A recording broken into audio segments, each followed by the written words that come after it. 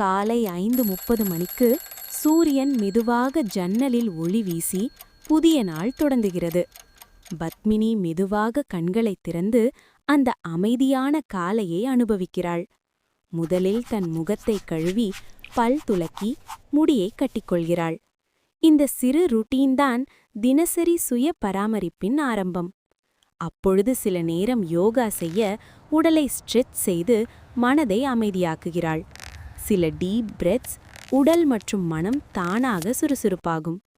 சமையலறையில் வழக்கம் போல ஆரோக்கியமான காலை உணவு தயாரிக்கிறார். வெந்தய சூப், இடியாப்பம், பழம்.